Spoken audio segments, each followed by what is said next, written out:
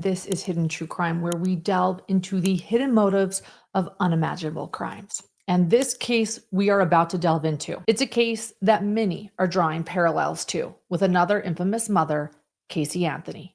And gosh, being compared to Casey Anthony, we all know is probably the worst insult any mother could receive, either that or being compared to Lori Vallow. But we all remember the horrifying case of Casey Anthony. We will never forget Casey's daughter, Kaylee, being reported missing, the elaborate lies that were told by her mother, the lies covering up Kaylee's death, and then Casey's astonishing acquittal. Well, the case of Megan Boswell, admittedly, does give a daunting sense of deja vu. But now, 5 years after her year-old daughter, Evelyn, was reported missing, it is now up to a jury to learn about Megan's lies and for the jury to decide what happened to little Evelyn. Megan Boswell's 15-month-old daughter, Evelyn, was reported missing in February of 2020. But after she was reported missing, it was discovered that Evelyn had actually not been seen in nearly 3 months, well before the time she was reported missing. I told you that this would have deja vu vibes. Well, each time her mom, Megan, spoke to law enforcement or the media, the lies would add up, one after the other, covering the heartbreaking truth that Evelyn was no longer alive. It has been 5 years since Evelyn's death, 5 years, and the trial of Megan Boswell is now finally underway. We realize that many of our listeners are invested in this case and invested in justice for little Evelyn. Although invested, you might not have the time to sit through hours of testimony. And so I plan to bring you the latest daily recaps, highlights, and the breaking information that comes out during this trial and during these proceedings. And so if you are new to this case, you are still in the right place, because before we jump into trial updates, I want to set the stage. And in this episode, I will be sharing a full rundown and timeline of this case, the full backstory on where this tragic story began and how everything unfolded. And that starts with Evelyn's mother. It's often said that children are a product of their environment, which seems to be the case for the now 23-year-old Megan. Growing up, her home life was unstable, to say the least. Megan's parents, Tommy Sr. and Angela Boswell, had an extremely tumultuous marriage with evidence of domestic violence, substance abuse, infidelity, and criminal activity, all of which was observed and witnessed by Megan and her 3 siblings. After her parents decided to divorce, Tommy was given custody of their minor children, and that included Megan. And Angela, Megan's mother, continued to have run-ins with the law. When Megan was around 17 years old, she was placed in foster care because, according to Tommy, again, her dad, he couldn't get Megan to attend school on a regular basis. So, foster care. And while in foster care, Megan found out that she was pregnant. At the time, she pointed to a boy named Ethan Perry, who Megan dated off and on as being the father of her unborn child. Immediately after Ethan's graduation, Ethan enlisted in the Army, and he wasn't involved by the time Evelyn May Boswell was born on November 21st, 2018, when Megan was still just 17 years old. Just a few months later, in February of 2019, Megan turned 18 years old, and she moved back onto what is referred to as the Boswell family compound. This is an 11-acre piece of land located in Blountville, Tennessee, and owned by Megan's father, Tommy Sr. And on this compound are several homes, trailers, sheds, and other structures, and it's been said that various family members and friends could stay there as needed. Not long after, it was decided, though, that Megan and Evelyn would move into their own home, a home of their own, because she and Tommy's new wife weren't getting along. And so where they moved in was a trailer located about 2 miles away in a mobile home park that the Boswell family also owned. Having her own home provided Megan with more independence and space where she could focus on raising little Evelyn. By all accounts, at just 18 years old, Megan started off as a great mom. I mean, many people have stated she was a great mom. Megan's friends said that Evelyn was always with her and that she rarely utilized a babysitter. She'd consistently post about Evelyn hitting all of her milestones, and the photos of Evelyn's big blue eyes and adorable smile, those photos that really captured the public's attention and admiration for little Evelyn, well, they certainly also made it appear that Evelyn was thriving. And even though Tommy Sr. had his hiccups as a father to Megan, he, by all accounts, cherished being a grandfather and a support system for Megan and his new granddaughter, Evelyn. However, that autumn, he did start seeing a little less of Evelyn after Megan began working a new job. The last time he saw baby Evelyn in person was at their family Thanksgiving get together, and that was at the end of November in 2019. Megan's new job was at a restaurant called Hunter T's Chicken Shack and was owned by the Wood family. The family's son, Hunter Wood, was the friend of Megan's older brother. Hunter and Megan actually ended up hitting it off and quickly began dating after she started working at his restaurant. And soon after, in mid-December, Megan decided to move out of her trailer and into Hunter's house, which was in a much nicer neighborhood than where Megan had been living with Evelyn. Throughout the month of December, Megan would come back to the family compound here and there to retrieve items from storage, but Tommy began noticing that his granddaughter Evelyn was never really with Megan. On one occasion, he asked where Evelyn was, and Megan said that Hunter's mom was babysitting. Well, getting closer to Christmas, Tommy again asked Megan where his granddaughter, where Evelyn was, and she let him know that her ex, Ethan Perry, had actually taken the baby for a while. She said that they were going to do alternating weeks, and everyone actually seemed happy that Ethan was finally stepping up as a father and wanting to be in his daughter Evelyn's life. That entire month, Megan was enjoying the new life she was establishing with Hunter. Hunter was able to take Megan on nice dates and various weekend trips. Evelyn, now allegedly having her father in her life, also it made it easier for this new romance between Megan and Hunter to blossom. For Christmas, Hunter and Megan's families even came together to go on a trip while Evelyn supposedly continued to stay with her dad, Ethan. Well, by January, Tommy was really starting to miss his granddaughter. And in his words, while he was glad that Ethan was finally manning up, it started to feel like he was actually trying to take sole custody of Evelyn because she hadn't been with Megan at all. After consistent calling and questioning, Megan finally told her dad that Ethan was refusing to give Evelyn back. Tommy told Megan that he would help her get an attorney, but Megan told him to just give her a couple more days to sort things out, that she could figure this out on her own. However, a couple of days, well, that turned into a couple of weeks, and Tommy was growing increasingly worried about his granddaughter. In the recent years prior to this, Megan's contact with her mother, Angela, seems to have been sporadic, especially after the divorce.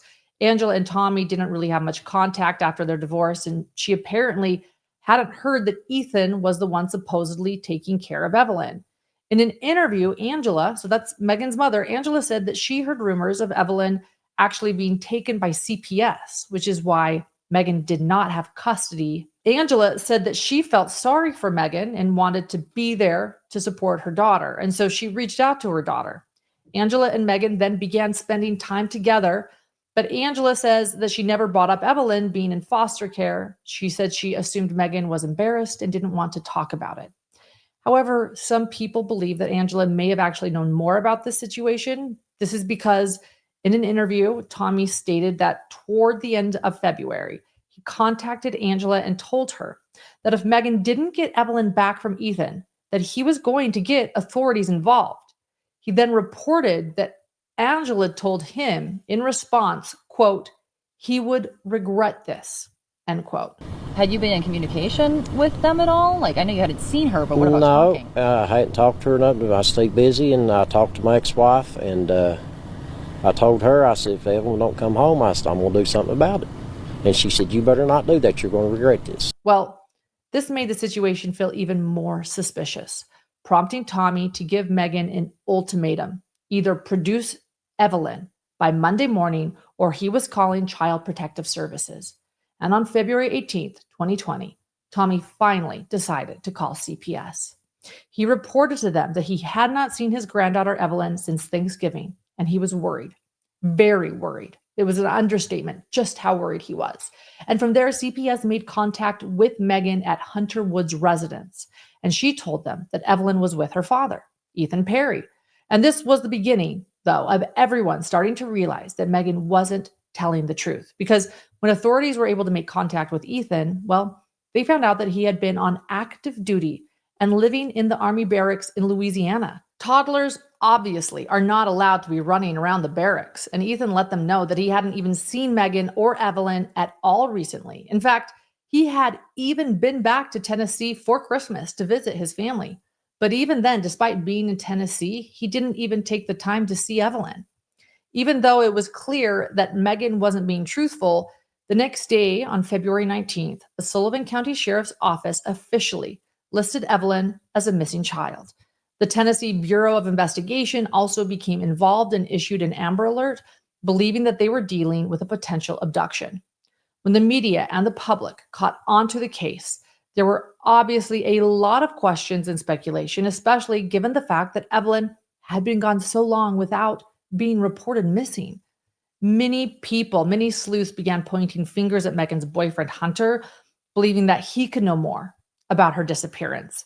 However, Hunter came forward and he did an interview claiming that he and Megan weren't very serious at all. Hunter also said that he had never actually met Evelyn in person and that Megan had told him that Evelyn was with her father, Ethan. I've never seen the baby in my life. Hunter Wood says he briefly dated Evelyn's mother, Megan Boswell. She applied for a job at my restaurant, Undertee's Chicken Shack, and it wasn't like a relationship. It was an on and off going, type deal. It wasn't like an all-out, relationship. He says he's known Megan Boswell for about 2 months and never saw baby Evelyn. All I've seen is pictures of her. I have no relationship with that child whatsoever. He says he's received threats over the internet, causing him to shut down his restaurant's Facebook page. To my knowledge, the entire time that I've known Maggie, I've never seen the baby, of course, but as well as the baby has been with the father, back from military leave. And that is all that I've known about the child. He wants the focus to be on finding the child and not on him and his business. There's been a bunch of stuff said about, my restaurant, Undertee's Chicken Shack, things negative towards, to try to, stir away the main key factor of us just trying to operate. And that is all that I've known about the child. Never seen it, never seen her or anything of that matter. And it's clear that Hunter wanted to distance himself from the situation as much as possible. He even had Megan move out of his house. And in the following days, investigators held a press conference and stated that they weren't ruling anyone out as a suspect, including Evelyn's mother.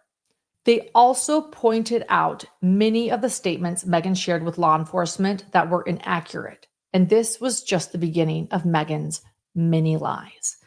In trying to narrow down a timeline, most of Megan's family stated that they hadn't seen Evelyn since Thanksgiving. However, reports that Evelyn had been seen by a babysitter in early December did come out as well.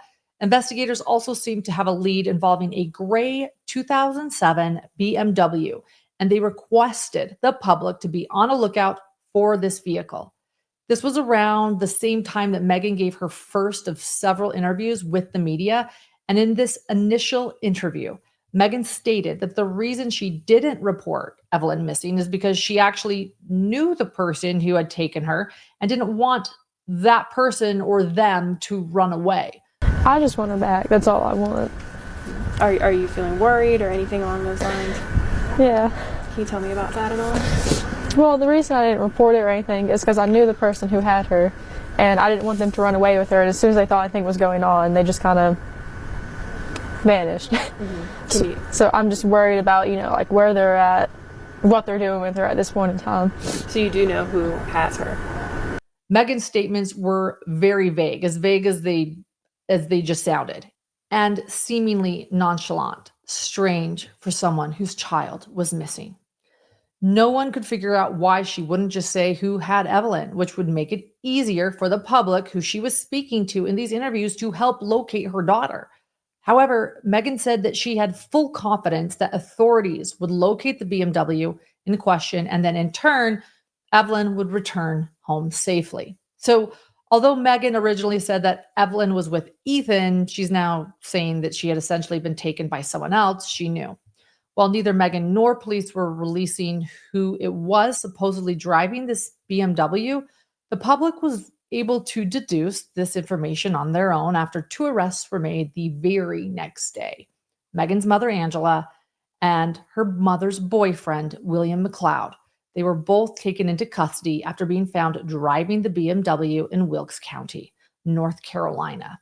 And even though it was assumed that this is who Megan was referring to as the people who took Evelyn, she was still nowhere to be found. And there was also a whole series of bizarre details surrounding the couple being found driving the BMW, because the day before their arrest, Hunter Wood and his family actually reported their car as stolen. According to Hunter, he had brought the car to Megan for a test drive, and she was supposed to purchase the vehicle from his family. However, he said that Angela and her boyfriend William took off in the car instead. When brought in for questioning, though, Angela and William said that Hunter had actually given them the car as a gift, which was further corroborated by Angela's father, who claimed to have witnessed the transaction. What made Angela's father's statements even more strange was that he said Megan and Hunter had been over visiting Angela every day for weeks, leading up to Evelyn being reported missing. Hunter gave that car to my daughter. Yeah. The 2 weeks that my daughter stayed here, Megan was here every day with Hunter. They were hanging with my daughter every day for 2 weeks. Yeah. Why would you hang with somebody that took your child? So you're saying earlier this month, when the car exchange happened, Angela was living with you all for about 2 weeks. Yep. And during that 2 week period, you're saying that Megan and her boyfriend Hunter came over here about every day during those 2 weeks. Sometimes twice a day. And so what you're saying is, if Angela had taken Evelyn, why would she hang out with her? Hanging with her every day. Does that make sense to you? I hear your question. And so you're saying Hunter, the boyfriend of Megan, you saw him give the car to... I mean, it's not hearsay. I saw it. If Megan really believed that Angela had Evelyn, how and why would she be spending time with her mom without Evelyn present? And in addition, Angela and William claimed to have no idea what Megan was talking about in regards to them having taken Evelyn. From there, the Sheriff's Department, the Tennessee Bureau of Investigation, or TBI, and the FBI were conducting searches and doing their best to sift through Megan's ever-evolving lies. On February 24th, she ended up doing another news interview where she released yet another potentially key piece of information that she'd been holding on to. Since her stories about Ethan and then her mom having Evelyn were quickly proven false, now she was claiming that her mother had actually given Evelyn to someone else. She stated that she allowed Angela to watch Evelyn while she went to work. And then for some reason, Angela decided to drop Evelyn off with unknown people in a silver camper. This was supposedly located in a campground in Mendota, a city in the neighboring state of Virginia. Well, actually, I want to talk about that. I've told TBI where to find her in Mendota. My mom took her to a campground and a silver camper, and if they don't go tonight, I'm going to go find her myself. Because I've told them, and they're not really, taking it seriously, and if they don't go tonight, I will go myself. She claimed that Angela threatened her that if she called the police, which is why she had been hesitant to tell investigators. However, this was yet again another dead end, and once again, another proven lie. The next day, Megan did another interview outside of the Sullivan County Sheriff's Office and claimed that she was there to submit a polygraph test. However, she claimed that they refused to administer her test because she was actually pregnant, which went against their polygraph policy. I am pregnant. That's why they won't give me a polygraph. Due to policy, if you're pregnant, they cannot give you one. Okay. Well, in actuality, the sheriff's office came out and said that this was a lie, that their office didn't even have polygraph equipment or even an examiner. She was never asked to meet us for any polygraph. We don't actually have a polygraph examiner. Tennessee Bureau of Investigation does the polygraphing. We never set up any type of interview for her. And the pregnant statements, I'll have to leave that to her. That's information she released to you. Of course, it being medical, there's HIPAA violations that we have to look into, and I can't release that information at this time. And by that point, it was clear that investigators were becoming extremely frustrated with Megan's lies, inhibiting their investigation.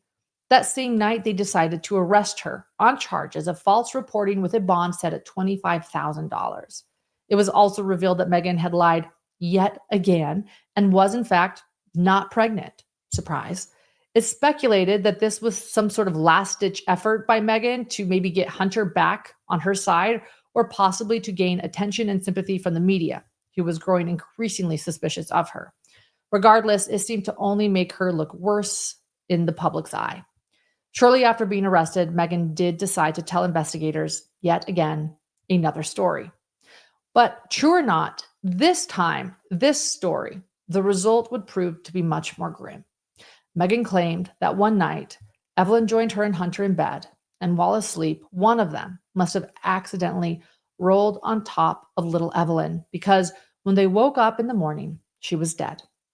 Given that Megan had lied so many times before, and that Hunter claimed to have never met Evelyn in person, investigators were hesitant to believe this version of events.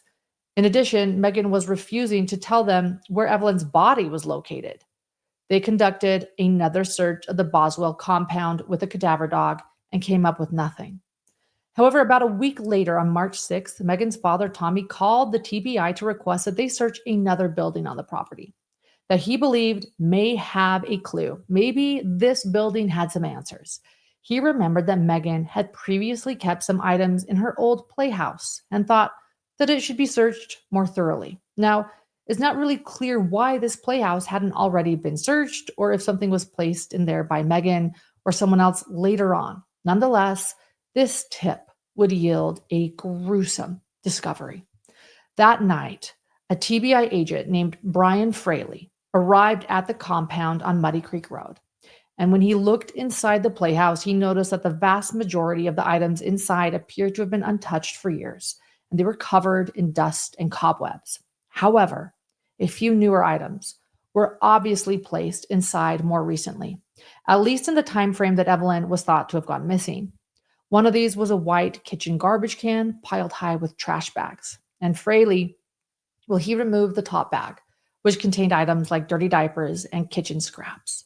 Underneath that bag, he was horrified to see what appeared to be a little leg and foot. Fraley and the other investigators documented the scene and carefully removed the contents of the garbage can. Inside a second trash bag was the heavily decomposed body of a small child, placed upside down and wrapped tightly in a gray and white fleece blanket. She was dressed in a precious purple onesie with a penguin pattern.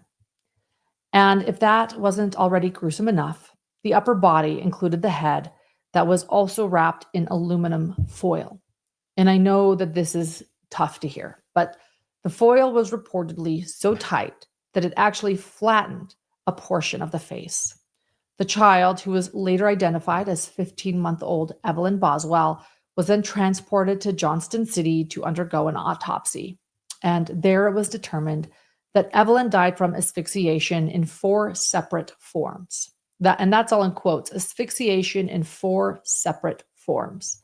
These forms included being placed in the trash can itself, being positioned upside down, having a mechanical obstruction of the foil tightly around her face, and the blanket around her head. The medical examiner also said that her body underwent, quote, unnatural folding, end quote, such as her head being forced backwards towards the spine, almost like a looking up position. And her legs were folded with her feet touching her buttocks. When the medical examiner was asked if it was possible that Evelyn died from being accidentally smothered in her sleep, she said, quote, Evelyn was too old at the time of her death to have died in such a manner, and the environment was not conducive to that type of death, end quote. She also stated, quote, the infestation of maggots and decomposition prevented examiners from seeing if blunt force trauma was a factor in Evelyn's death, but the skeleton did not show damage, end quote. However, in her opinion, she believes that it's possible that Evelyn was alive when she went into the trash can and her manner of death was ruled a homicide. Following this discovery, investigators began trying to piece together what they believed happened to Evelyn. And even though she was found in such a horrific state, and even though Megan was a known liar, that didn't necessarily mean that she was involved in Evelyn's death. And they still needed to be able to find out what happened and who did this to little Evelyn. In August of 2020, Megan was formally indicted by a grand jury on 19 charges, including first-degree murder, 2 counts of felony murder stemming from aggravated child abuse and aggravated child neglect, tampering with evidence, 11 counts of false report, abuse of a corpse, and failure to report a death under suspicious, unusual, or unnatural circumstances. Her bond was upgraded to $1 million, and she pleaded not guilty to all charges. While the trial was originally set to take place in February 2023, the case underwent several setbacks, including Megan's assigned defense attorney resigning from the case. In October of 2022, attorney Brad Sproul stated that he and Megan's relationship was broken due to differences in her defense strategy, and Judge Jim Goodwin agreed to allow him to withdraw. Well, Megan's now being represented by Gene Scott, who has over 20 years of representing criminal defendants and who seems to be much more zealous in defending Megan's innocence. Yes, innocence.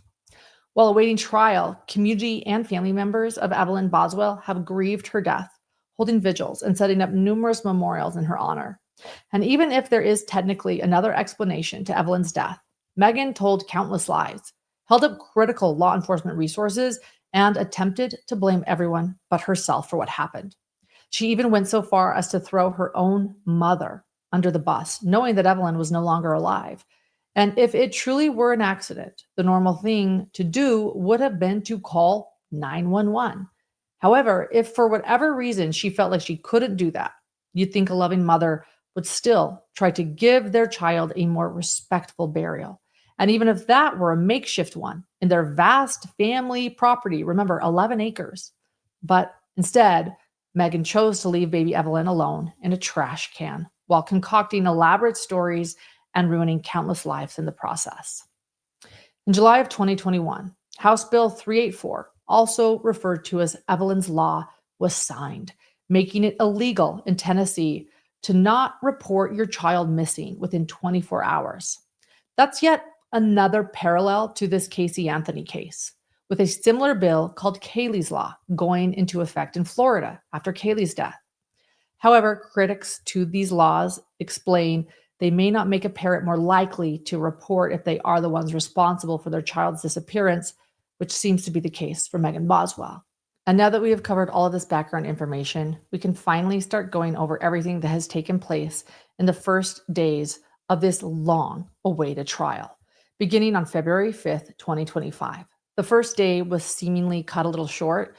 However, there's already been some pretty big bombshell revelations that came out during opening statements and that we are going to get into in just a minute. But the first thing that happened was the reading of the indictment, which took roughly 30 minutes given that there are 18 charges. One of the original false reporting charges has been dropped so that an interview with Megan providing a partial confession could be admitted into the trial. Assistant District Attorney Amber Messingill gave a powerful opening statement for the prosecution, stating that Megan failed Evelyn in the worst possible way. She said that the last time Evelyn was seen alive was December 6th, and family became concerned as months passed with Megan no longer bringing her daughter around.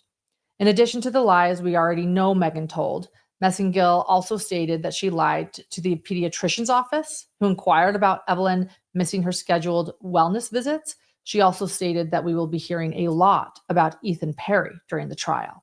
However, she revealed for the first time publicly that Ethan is not actually Evelyn's biological father, even though Megan perpetuated this lie. Megan told family and friends that Ethan had taken her to court to file for emergency custody, which is easy to disprove because there were no court records. She mentioned the chaos and embarrassment Megan put Ethan through by telling this lie because investigators had to come and search his army barracks in Louisiana. Messingill stated that while concocting these stories, the reality was that she knew where Evelyn was the entire time because she is the one who placed her daughter Evelyn there, compressed in a trash can, upside down in her childhood playhouse. She discussed that during the same time Evelyn went missing, conveniently happens to be the same time Megan was developing her new relationship with Hunter Wood. And that while her daughter was decomposing, Megan was out living her best life. She went on trips, stayed in nice hotels, went to Margaritaville, all while she should have been grieving her daughter. Messengill closed out her opening statements by saying that while Megan already had her chance, it's now the jury's chance to get things right for Evelyn by finding Megan guilty on all counts. I submit to you, Megan Boswell has already had her chance. She was gifted with a beautiful child, a healthy, vibrant little girl. Evelyn was perfect. Megan Boswell already had her chance. So today is Evelyn's chance. Today is our chance to get it right, not Megan's. Today's our chance to get it right for Evelyn. Up next was Megan's lead defense attorney, Gene Scott, who told the jury that the state does not have enough evidence to convict her of first-degree murder. He said that this was an interesting choice for the state to charge Megan with first-degree murder in 3 different ways, the first being premeditated, the second as a result of child abuse, and the third as a result of neglect. He said that that alone casts reasonable doubt because they can't prove how Evelyn died. Scott also stated that the jury will hear from multiple medical examiners, all of which have different theories about how Evelyn died. However, he believes that the medical examiner who thinks Evelyn was placed in the trash can alive is incorrect, and that this type of death would be inconsistent with murder resulting from abuse and neglect.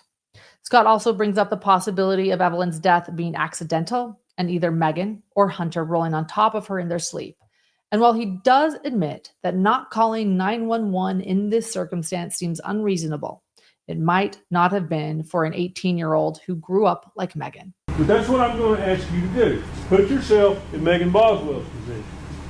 She's 18 years old. She's got an older boyfriend. We expect the proof will be that he tells her, don't involve me with this. I don't want to be involved.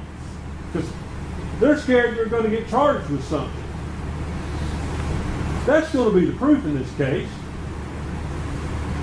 And my reaction and your reaction would be different.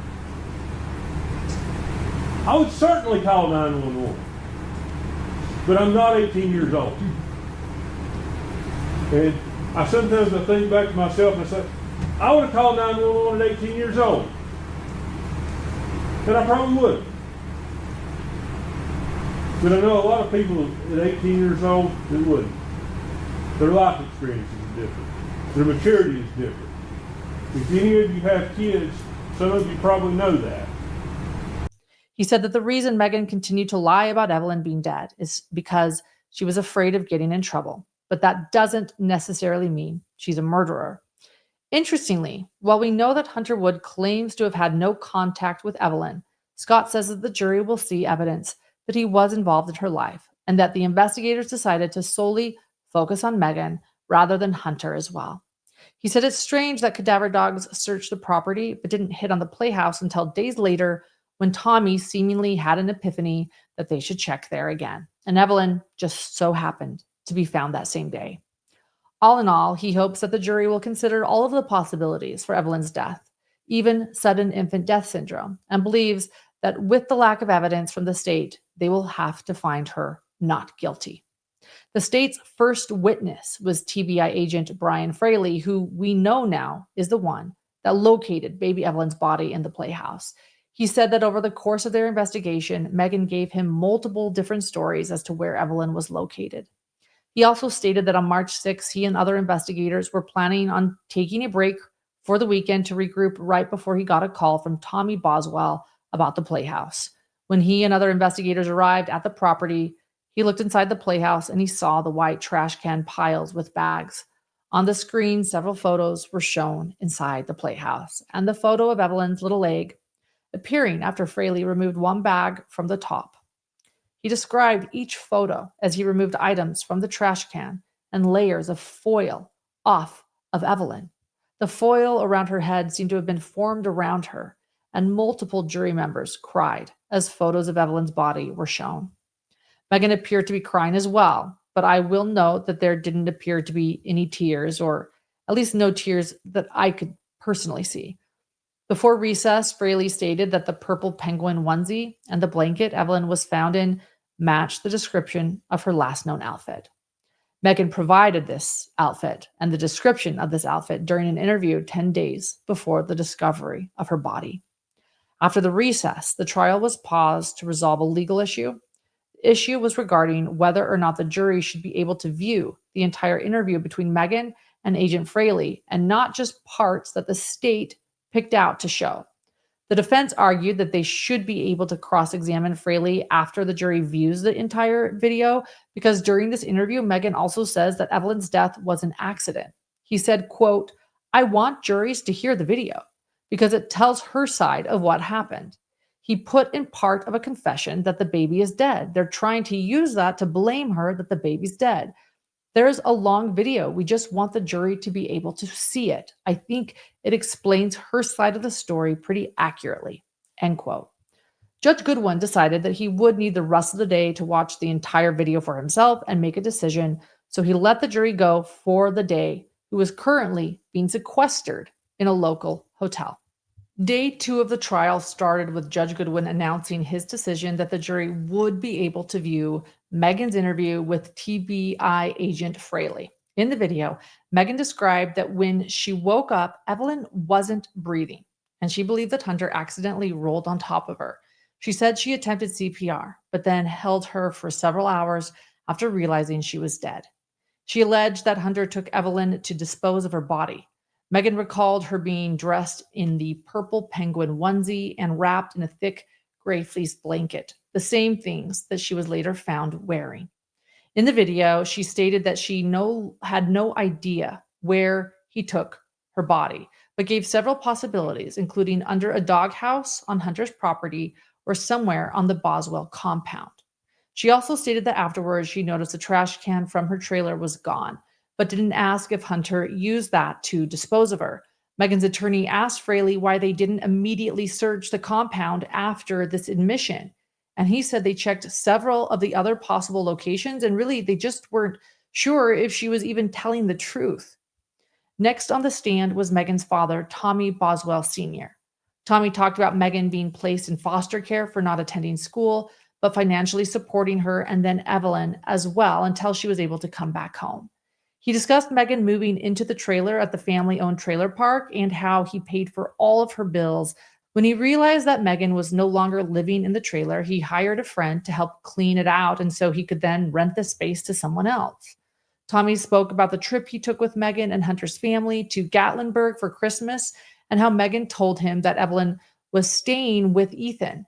He reiterated that every time he asked about Evelyn, Megan had an excuse as to where she was and why Ethan wasn't returning her. After Tommy finally reported the situation to CPS, he gave full permission for his property to be searched. He also described seeing Megan's car on the property with her tailgate pulled up in a shed located near the playhouse. At the time, he believed she was retrieving more items, but didn't go over and ask because he was in a rush to go buy medication for his youngest son. The defense asked Tommy about how Megan was able to gain entry onto the property, and he explained that everyone in the family had a key fob in their car, kind of like a garage door opener, that would open the gate. He said that while it's technically possible for Hunter to have access to the key fob if he drove Megan's car, he never saw Hunter on the property. The next witness was a friend Tommy mentioned, Austin Feller, who cleaned out the trailer after Megan had left. Photos were displayed as he described finding dirty diapers, trash, mold, and general filth throughout the home, creating really unacceptable living conditions for a baby. Feller said that once all of the trash was removed, he had to redo the flooring using a respirator due to the smell. Next was an employee for the Department of Children's Services, James Lewis. He actually became involved in Megan's life after someone reported Megan for neglect, lack of supervision, and physical abuse of Evelyn. At the time of his visit, no one knew that Evelyn was already missing.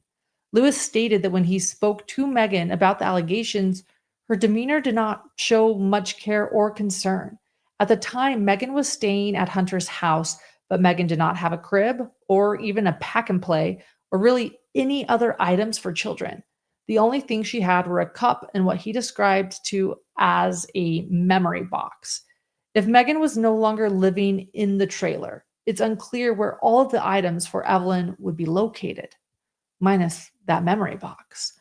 The next witness was Megan's former foster sister, Casey Saltz, who was also just happens to be the receptionist at the pediatrician's office where Evelyn had her well visits.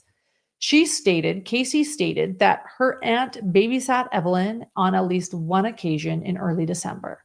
However, after that, Evelyn began missing her scheduled well visits at the pediatrician's office.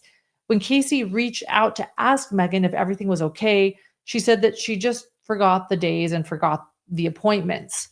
Casey let her know that the pediatrician was not happy with Evelyn missing her appointments, and Megan let her know that she was going to switch doctors. However, their office never got any medical record requests, which you would expect if a child switches doctors. Evelyn's pediatrician, Dr. Barbara Pugh, briefly spoke as well. She stated that other than being a little small, Evelyn was doing well at all of her visits. She also recalled seeing her on a routine basis until around December 5th, when Megan stopped bringing Evelyn in for her scheduled appointments. After this, we heard from Ethan Perry's grandfather, Paul Miller. He stated that a few days before Christmas, he invited Megan and Evelyn over to retrieve a present. Megan showed up to his home with Ethan, but she let him know that Evelyn was homesick with the flu. Next on the stand was a young man named Stephen Lawrence, who was the brother of Megan's former friend who passed away. He testified that Megan came to visit him in December and recalled that Evelyn wasn't with her. He also said that on February 25th, 2020, Megan asked him to help her locate Evelyn. He took her to the sheriff's office to speak with officers, and afterwards, Stephen asked if Evelyn was missing when she visited him in December, to which she said yes. The next witness was Megan's longtime friend named Audrey Gibbs. Audrey stated that prior to Evelyn going missing, Evelyn was always with Megan every time they hung out, and she never knew Megan to use babysitters. Audrey stated that after giving birth to her daughter Kyrie, Megan came to visit her at the hospital on December 9th, 2019, which was the first time she'd ever seen her without Evelyn. She described Megan as acting weird during the visit and having a strange look on her face. Even though they remained in contact after this visit, Megan never brought Evelyn up unless Audrey did it first. Audrey tried to get Megan to bring Evelyn over to meet Kyrie, but Megan would tell her that she was with Ethan. She also said that Megan told her she was pregnant in mid-January. The last witness for the day was Megan's other longtime best friend, Bailey Hawkins. Prior to December of 2019, she hung out with Megan and Evelyn about once or twice a week. The last time she saw Evelyn was when they attended an event called the Speedway in Lights at the Bristol Motor Speedway in late November. She said that after Megan started working at Hunter T's Chicken Shack in the beginning of December, she was told that Megan's grandmother was watching Evelyn while she worked. She stated Megan worked open to close most days. Next, we see multiple text message exchanges between Bailey and Megan, which shows the rapid progression and almost borderline obsession that Megan was developing for Hunter. And during this time, she never mentioned Evelyn or seemed to be including Evelyn in her or Hunter's plans. Starting in mid-December, Megan began telling Bailey that after a visit with Ethan, he took emergency custody of Evelyn. She stated that they were going to go to court in January, but at no point did she seem upset or scared about losing Evelyn. On December 14th, Megan asked Bailey if she would come to stay in a hotel with her. She stated that she didn't want to go home because seeing Evelyn's things made her sad. And when Bailey asked why she couldn't stay with Hunter, she said she didn't feel like being around him. At the hotel, Bailey said that Megan was acting disassociated and went to sleep. The next day, Bailey rode with Megan to the hospital to see Audrey and meet her new baby. Bailey said that Megan was all over the place, acting erratic, and kept saying how much she loved them. She reiterated that this was not how Megan normally behaved, and it was out of character. On December 23rd, Megan told Bailey that she was with Ethan at his grandparents' house. Bailey asked if Evelyn was with her and how she was, and Megan said yes, and that she was doing good. At this point, Bailey became visibly upset after reading a text in which she tells Megan that she misses Evelyn and asked her to send some photographs. Megan told her that she would in a second, but then she never did send any photographs. What do you say to Megan? So please send pictures of Evelyn. I miss her. And what does Megan say to you? I will in a second. Okay. Did Megan send pictures of Evelyn that day? No. Bailey, do you need a minute? Okay. In January, Bailey asked when the custody court date was and how it was going, and Megan told her that it was going to start the next day. On January 24th, Megan also told Bailey that she was pregnant. Bailey responded and asked how Evelyn was, and Megan said that she and Ethan had agreed on a 2-week on, 2-week off custody agreement. However, after several more times of asking for photos or to visit Evelyn, Bailey did start to feel like her stories were not adding up. She also noticed that Megan stopped posting photos of Evelyn on social media. Bailey testified that she only found out that Evelyn was missing from Facebook and not from Megan herself. On February 22nd, Bailey texted Megan that if something happened to Evelyn, to tell her and that she needed to know. She asked when was the last time that Megan saw Evelyn, and Megan replied that she could not disclose any information. Bailey also asked if Hunter ever got to meet Evelyn, but Megan said she would not get into that for Hunter's sake. And that is in quotes, not get into that for Hunter's sake. Following this portion of her testimony, it was decided that the defense would wait until the next day to cross-examine Bailey. And that leads us to day 3. Day 3, Friday, started right on cue. When the live feed started, there was no audio, but we were able to see the defense, prosecution, and judge chatting. They were smiling. They all looked to be laughing, and it seemed like they were all having a pretty good time and that they have a great relationship, even though the defense and prosecution are arguing against one another. We pick back up for the defense's turn to question Megan's longtime best friend, Bailey Hawkins. Bailey stated that after Evelyn was born, she had no reason to believe that she was mistreated in any way. She also said that if she did think she was being abused, she would step in to stop it regardless if it ruined her friendship with Megan. The prosecution came back briefly to ask if Bailey ever witnessed Evelyn in contact with Hunter, to which she replied no.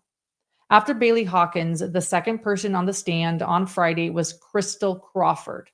Crystal has been an employee of the Econo Lodge for nearly a decade. She confirmed that Megan checked in and out 4 different times at the hotel. The dates were October 11th through 12th, 2019, which that date would have been before Evelyn was last seen. The second date was December 14th through 15th, 2019. The third date was December 15th through 16th, 2019. And the fourth date was January 5th through 6th, 2020. On the third visit, December 15th through 16th, Crystal and Megan struck up a conversation that lasted about 20 minutes.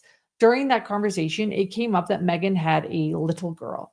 Megan told Crystal that Evelyn was with her father. Crystal confirmed that she never did see Evelyn at the hotel. Crystal said that Megan never appeared to be crying, sad, scared, worried, or concerned about the safety of her daughter during any of her visits. The next witness was Caitlin Carter. Caitlin and Megan, well, they met in middle school and then reconnected and became friends while Caitlin was in college. Caitlin was around baby Evelyn 4 or 5 times. The last time Caitlin saw Evelyn was at Chili's with Megan in early December 2019 after she finished her final exams. Caitlin said that Evelyn's face, hands, and clothes were all dirty and that she could smell her across the table. But this is interesting to note because it was a sighting after Thanksgiving. This was, again, early December 2019. And then the prosecution shifted to when Megan started working at the Chicken Shack and began dating Hunter Wood shortly after she started working there. Caitlin said she would spend more time with Hunter and less time with Evelyn, or no time with Evelyn, actually. The prosecution showed Caitlin 2 photos, which were believed to be taken mid-December of Megan and Hunter at the aquarium. Megan had sent those photos to Caitlin. Eventually, Caitlin asked about Evelyn, to which Megan responded that she was with her father. And that father was Ethan. Megan told Caitlin that after Ethan saw photos of bruises on Evelyn's forehead, he had taken emergency custody of Evelyn. Megan continued saying that both in person and text. And then around Christmas time, Megan and Caitlin met up at Bristol to hang out. While they were hanging out, Megan's dad called her, and Megan told her dad that she would be getting Evelyn back around the 1st of February.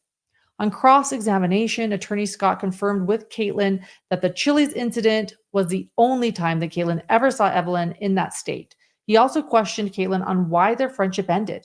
Caitlin said that Megan misplaced her phone and didn't have a way to communicate with her. On redirect, Prosecutor Massengill clarified that the Chili's incident was shortly after she began working on the chicken shack. So basically, to lay out the timeline in simple terms, Megan begins working at the chicken shack. She then begins dating Hunter Wood. Approximately the first week of December is when Caitlin last saw Evelyn with Megan. After that, she never saw her again, but began to get concerned as Megan seemed to only be hanging out with Hunter and did not have Evelyn with her. And then just before Christmas was the call when Megan told her father that Evelyn would come back around February 1st. The third witness on Friday was Megan's foster mother, Gail Kite. Gail was Megan's foster mom for 4 months, the end of 2018 to February of 2019. So when Megan came to Gail, she was 17 years old and 7 months pregnant. While Megan and Evelyn were living with Gail, Evelyn seemed to be a normal developing infant, and Gail made sure to take her to all of her appointments before Megan and Evelyn moved into Megan's dad's in February of 2019. Well, 7 months later, in September of 2019, Megan brought Evelyn over to Gail's for a visit. And at that point, Evelyn was just learning to walk and was taking a couple steps on her own. Text messages were shown in court on December 3rd, Megan asking Gail if her sister Sue would be willing to watch Evelyn and if she could pay her the following week because she had just gotten a job and she wouldn't get paid until then. Gail said she knew her sister would. Sue did end up watching Evelyn a few times. Gail then testified that she saw Megan and Hunter on December 22nd at a church play. Evelyn was not with Megan, and when Gail asked where she was, Megan told her that Ethan had her and that they were sharing custody. Well, fast forward to Monday, January 13th, 2020, Gail and Megan were messaging back and forth, and when Gail asked how she and Evelyn were doing, she responded, "Good. Ethan has half custody now." Gail responded that Megan needed to come visit and that she almost bought Evelyn a dress at Cracker Barrel, but then she realized she wasn't too sure of her size, to which Megan responded, quote, "She wears 18 months now. Isn't that crazy? Hunter and I can come when we get off work. Ethan has Evelyn until Friday, though," end quote. Gail told her to not come until Thursday because she had a DCS visit and was cleaning and that she was nervous. Megan told her not to be nervous and said that she and her husband were the best foster parents and in some ways were her family more than her actual family. And then in February, Megan's aunt Shirley reached out to Gail on Facebook and then called her. Because of court rules, Gail was not allowed to say what Shirley told her, but Gail said that she told Shirley she didn't know where Evelyn was and that the last time she had talked to Megan, Megan had told her Ethan had Evelyn. Well, after hanging up, Gail tried calling Megan, but her dad answered and they talked. Then messaged Megan on Facebook, and Megan told her she didn't have a phone. That day, Gail called DCS and left a message saying Evelyn was missing. After Gail testified, her sister Sue was called to the stand, and Sue confirmed that she had watched Evelyn 3 to 4 times in her home, and Megan would bring her to her. During that time, Evelyn would always show up dirty, smelling like urine, and needing a bath. Evelyn also had a terrible diaper rash, worse than anything she had seen. The last time Sue watched Evelyn, Megan picked her up around 10 or 10:30 p.m. Megan later said she wouldn't need her to babysit Evelyn anymore. And then on December 21st, Sue sent Megan a message basically begging to be paid because she hadn't been paid yet for watching Evelyn and she was out of gas. Well, Megan responded saying that she would bring the money and put it in her mailbox before following up and apologizing for not stopping to talk, saying that she had been crying and that her baby daddy had taken temporary custody of Evelyn and that she hadn't seen her in days. The court took a short break before returning and bringing Erica Stacy to the stand. Erica's son Caleb dated Megan in the spring of 2019, and she met Evelyn a handful of times during that time. Every time she saw Evelyn, Megan was with her, and they were described as being attached at the hip. Despite Erica offering to babysit Evelyn, Megan never took her up on that offer. Even after Caleb and Megan broke up, Erica stayed in contact with Megan because she wanted to help Megan and Evelyn. In September of 2019, Megan came over with Evelyn so that she could get decals Erica had made to put on her car. Well, Erica helped her put them on the car, these decals, and that was the last time she ever saw Evelyn. A little while later, in November, Megan went to Erica's house to pick up a birthday shirt Erica made for Evelyn and a birthday gift. As Erica tearfully described the shirt she made Evelyn and the baby shark blanket that she had put Evelyn's name on for her birthday, the camera panned over to Megan, who also seemed emotional in the courtroom. If you can go ahead and just take out what's in the envelope, and don't show it to the jury yet, but see if you can identify that. Yeah. Okay. Can you tell me what it is? It's the shirt that I made for Evelyn for her birthday. Okay. When asked if Megan ever said anything about Evelyn that was surprising, Erica said that Megan would always say that, quote, Evelyn was mean as shit, end quote. Despite Megan saying that, Erica said that Evelyn was a very happy, very smiley baby. In December, Megan was supposed to come over on Christmas Eve to pick up Christmas gifts for Evelyn, but she never came and got them. Erica saw Megan and Hunter at church twice in January, but Evelyn was not with Megan either time. When Erica asked Megan what Evelyn thought of Hunter, she said that they hadn't really been around each other. The next time she heard anything about Evelyn was when detectives showed up at Erica's house and Evelyn was reported as missing. At some point in February, Erica picked Megan up from Walmart after Megan said she didn't have anywhere to go. Erica tried to talk to Megan to see if she could get her to open up about Evelyn and her whereabouts, but Megan said she didn't know where she was, blaming Ethan once again, saying he had her and wouldn't answer calls or texts. Megan seemed completely emotionless. She was then asked about Megan's TV interviews. Spring of 2019, is that right? Yes. Yes. Did you see Megan on the news interviews that she gave? I did. Okay. Did you watch those interviews? Of course. Was the Megan that you saw on those television interviews the same Megan that you knew? No. How was she different? It almost seemed rehearsed, practiced. She just. Okay. I don't know how to describe that. Okay. We can stop with that. And then Erica was shown texts between her and Megan from January 8th, 2020, prior to Evelyn being reported as missing. And in these messages, she said, quote, I've been worried to death about you. Are you okay?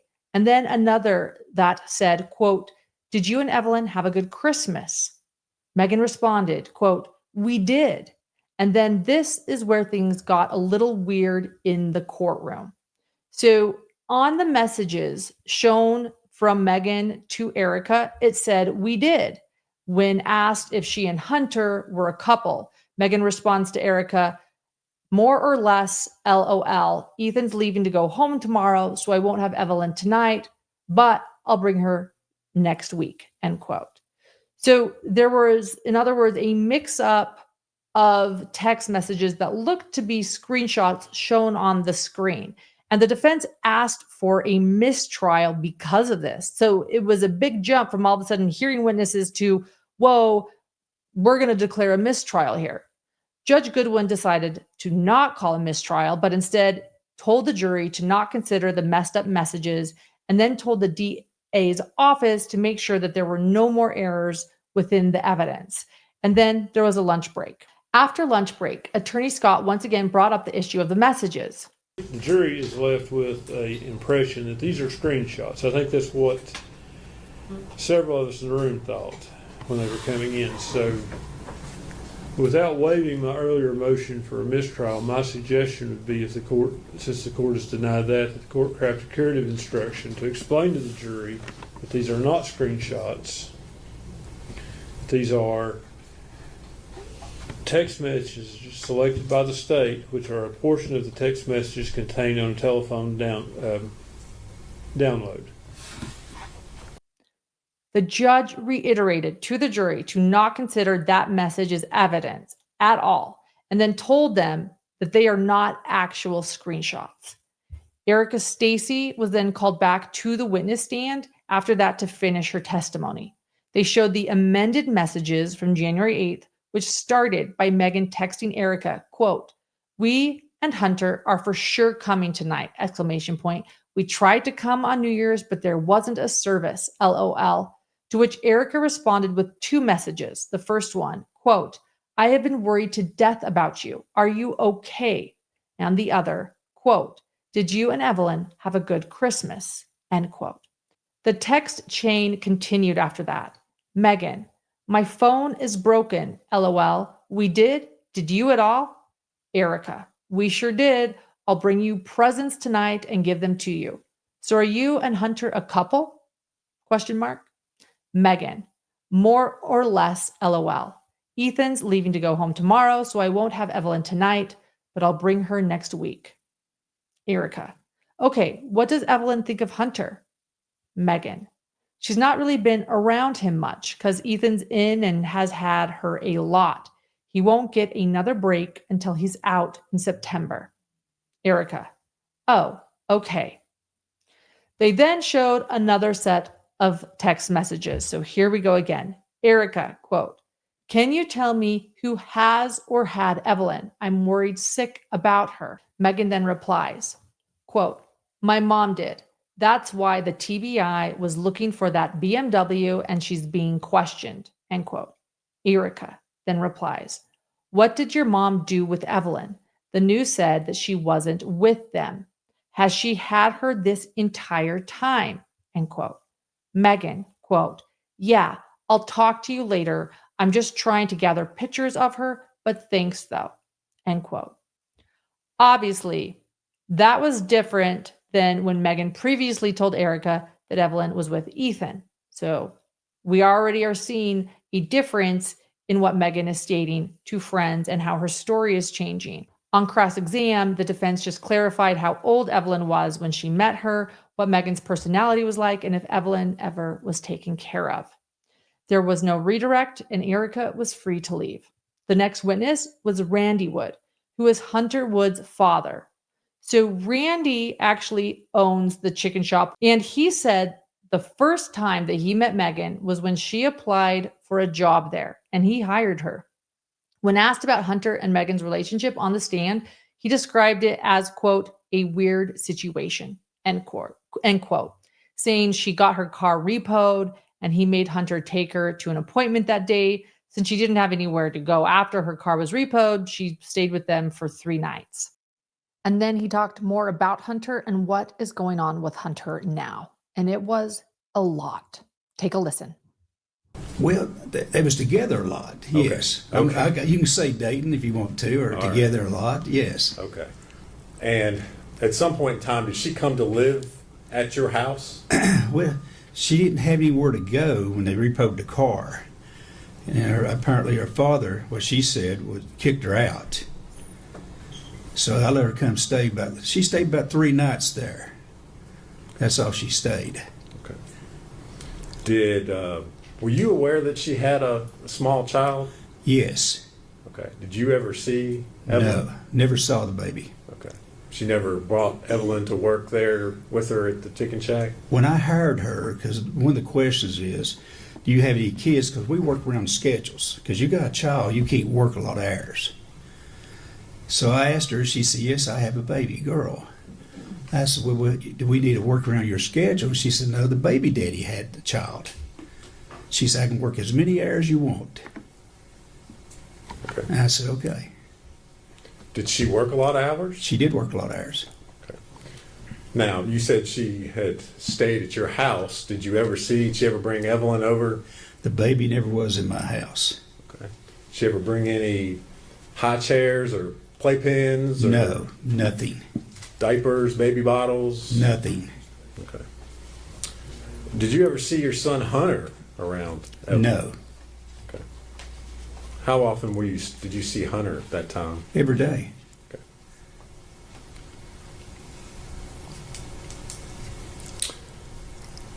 Now, your son Hunter, does he still live with you?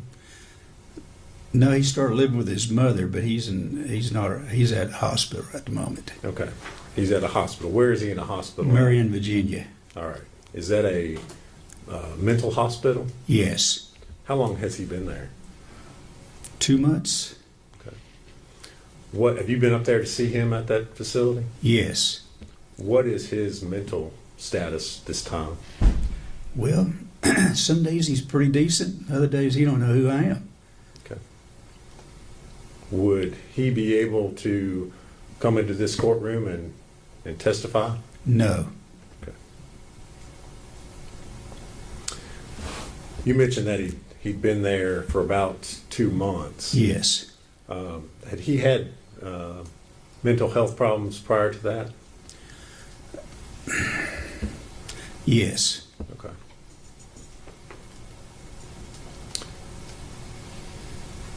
When did if you know, when did he start having mental health problems? Well, when he got accused of being a killer. Objection. We also got to hear from Ethan Perry himself. Ethan testified that he and Megan had an on and off again relationship throughout high school until he graduated in 2017. He joined the Army 10 days later and started basic training before being stationed in Louisiana. And during that time, he and Megan maintained a long distance contact. I wanted to say long distance relationship, but it was more like long distance contact, mostly through handwritten letters and occasional phone calls. They'd see each other periodically when Ethan would return home for visits, but their relationship had mostly fizzled out the longer he was gone. In April of 2018, Megan informed Ethan that she was pregnant and believed him to be the father.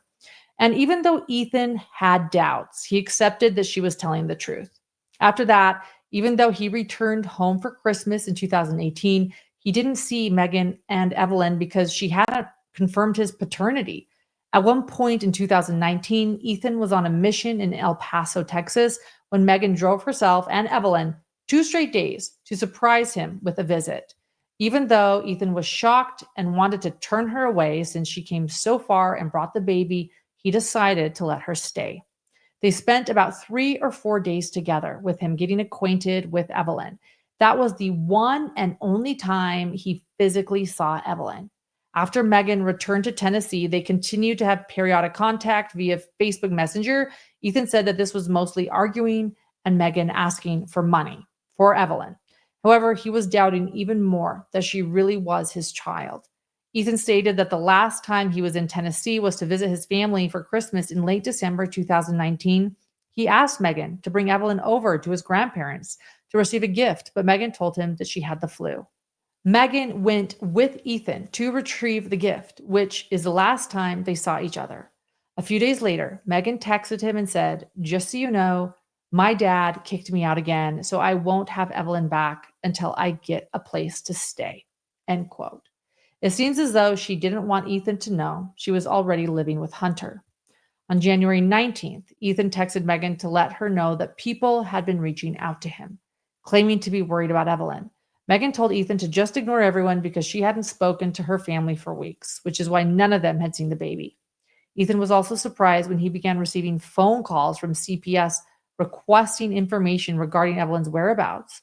He was even more surprised when they asked if he was in custody of Evelyn or had even seen her, because, as we know, that's what Megan had been alleging. Not long after, he was contacted by the Army Central Investigation Division, who told him that he was going to be questioned by CPS and law enforcement. He underwent hours of interrogation, a barracks and car search, and consented to his phone being searched as well. He also underwent a DNA test, which proved that he was not Evelyn's biological father. The defense only had a few questions for Ethan pertaining to his one and only visit with Evelyn in El Paso. They asked if Evelyn appeared to be well taken care of, to which he said yes. However, when asked if Megan appeared to love Evelyn, he said he wasn't sure.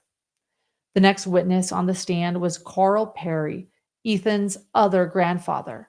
He stated that after Evelyn went missing, police came to ask if his wife had previously babysat for Megan. However, at the time, his wife had severe cancer, and investigators could see that she would not have been babysitting anyone anytime recently.